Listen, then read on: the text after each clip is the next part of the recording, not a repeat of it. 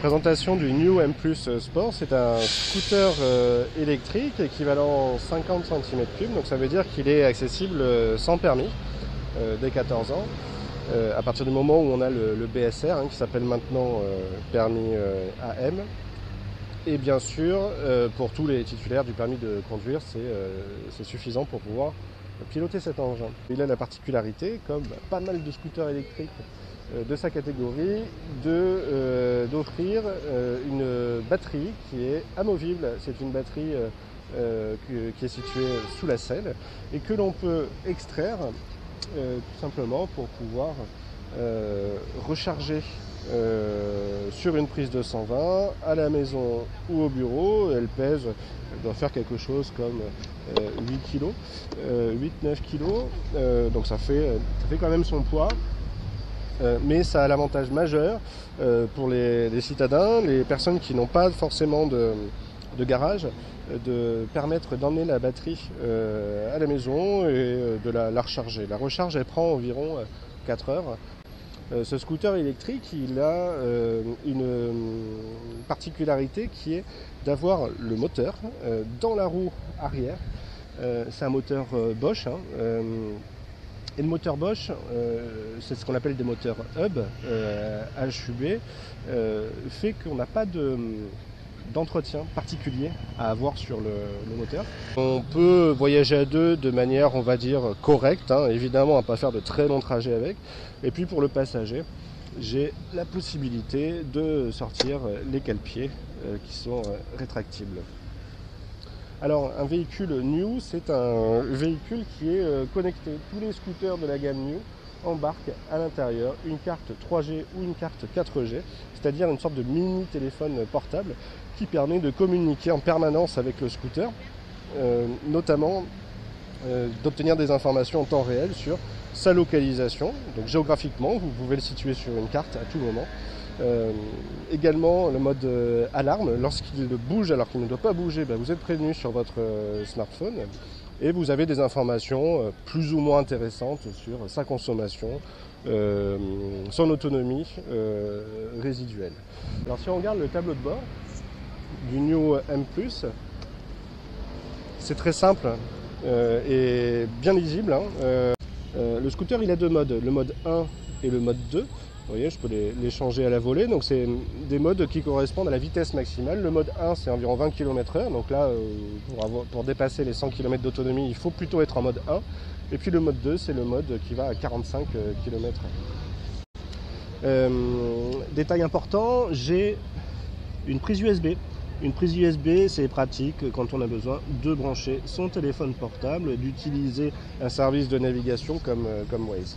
On va trouver également, petit détail amusant, le cruise control, c'est-à-dire vous avez un régulateur de vitesse qui va stabiliser, si vous le souhaitez, le scooter à 15, 20, 25, 35 km/h en fonction de ce que vous voulez faire. Donc New M+ Sport, donc un scooter électrique est disponible à 2699 €, qui permet d'aller chercher plusieurs bonus écologiques. D'abord le bonus écologique de l'État partout en France, qui est de 100 €, donc vous pouvez retirer 100 € du prix TTC affiché du véhicule. Et ensuite, en fonction de l'endroit où vous êtes et de si vous êtes un particulier ou un professionnel, vous pourrez aller chercher 1500 € supplémentaires si vous l'immatriculez en tant que professionnel situé notamment en Ile-de-France. C'est pas neutre, parce que sur un scooter à 2600 €, et bien vous comptez comme moi, vous enlevez 1500 € de subvention de la région Ile-de-France, puis 100 € de subvention de l'État, et vous avez donc un prix final qui est de 1000 € pour ce scooter. Dernière subvention, et celle-ci elle est que pour les Parisiens particuliers, elle est de 400 €. Vous avez 400 € de subvention de la part de la mairie de Paris qui, eux, ne sont pas cumulables avec les autres bonus écologiques. Donc il faut choisir son système de bonus écologique. Dans les deux cas, si je prends en compte le bonus écologique et les économies évidentes de carburant que je vais réaliser avec ce scooter électrique, d'un point de vue économique, c'est quand même une bonne affaire. Et au niveau de la conduite, on n'a pas de défaut majeur, il est équilibré, il est vraiment sympa à utiliser et surtout c'est une belle évolution par rapport à son petit frère le M1 Pro puisqu'on peut à nouveau voyager à deux à son niveau.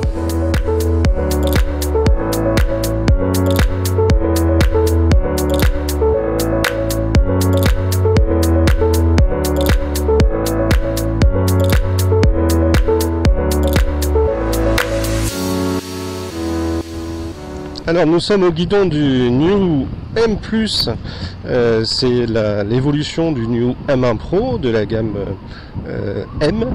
C'est une évolution positive et plus musclée, non pas au niveau de la motorisation, puisqu'on est toujours sur 1200 watts de puissance moteur, mais c'est une évolution au niveau de la taille de l'engin, puisqu'on reprochait à son prédécesseur, le New M1 Pro, d'être trop petit, d'être réservé aux personnes qui font moins d'1m90, et surtout de ne pas avoir la possibilité d'embarquer correctement un passager. Maintenant c'est possible avec le New M+, puisque c'est un scooter qui est homologué et qui permet d'avoir un passager dans des conditions plutôt correctes, avec des cale-pieds ajustables que l'on peut rétracter et plus de place sur la selle. La selle était vraiment très petite sur la M1 Pro, là sur le M+, j'ai davantage d'espace. L'affichage est très clair, il est simple, digital. Je sais exactement ce qu'il me reste en capacité de batterie, et ça me permet, en fonction du mode que je choisis, le mode 1 ou le mode 2, d'avoir une estimation du nombre de kilomètres que je vais pouvoir parcourir. En termes de maniabilité, c'est super, vous le voyez. Avec ce petit scooter, je passe partout. Le centre de gravité est quand même assez bas, c'est très agréable à manœuvrer, et on se joue de la circulation, que ce soit dans des conditions denses ou dans des endroits où j'ai besoin de faire particulièrement attention, notamment dans les zones assez piétonnes. Alors en mode 2, je vais aller à 45 km/h, pas plus. Maintenant c'est suffisant, si je fais que de la ville, c'est largement suffisant. Le plus important c'est d'avoir une accélération correcte, et elle est plus que correcte sur le New M+. Par rapport au M1 Pro où il y avait un à-coup et puis pas grand chose par la suite, là la plage de puissance a quand même été revue. Vous avez moins cet à-coup désagréable au démarrage, mais davantage de puissance en fait par la suite. Ça correspond mieux finalement à l'utilisation qu'on attend, en tout cas des sensations qu'on attend d'un scooter et d'un scooter électrique en particulier. Cette sensation de on-off qu'on a pu trouver sur pas mal de scooters électriques au démarrage était finalement assez désagréable.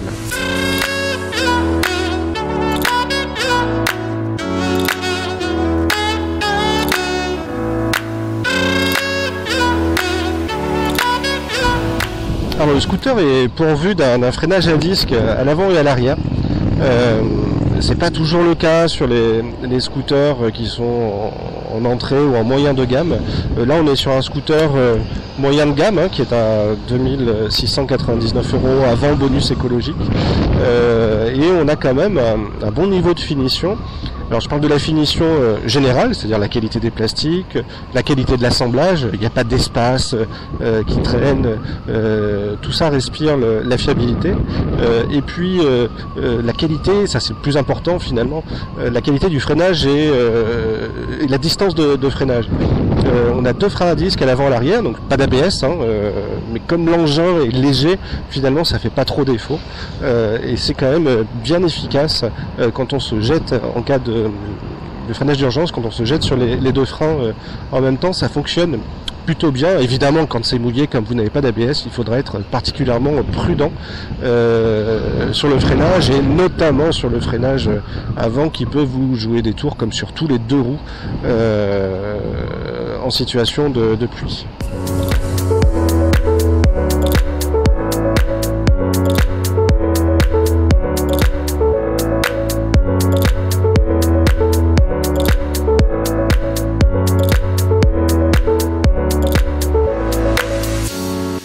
Alors ce qui est dommage sur ce New M+, comme sur beaucoup de scooters électriques finalement, c'est qu'on n'a pas d'espace de rangement par défaut. En fait, sous la selle, au lieu d'avoir un espace pour mettre le casque, eh bien, vous avez tout simplement l'espace occupé pour mettre la batterie. Donc ça, c'est un des axes de travail quand même des concepteurs des futurs scooters électriques, c'est la possibilité au moins de mettre un casque. Il n'y a pas de raison, on arrive à le faire sur le thermique. Si on se débrouille bien en mettant la batterie au bon endroit, peut-être un peu différemment, on peut, je pense, je suis pas ingénieur, mais je pense qu'on peut trouver la place de mettre un casque. Ça paraît essentiel.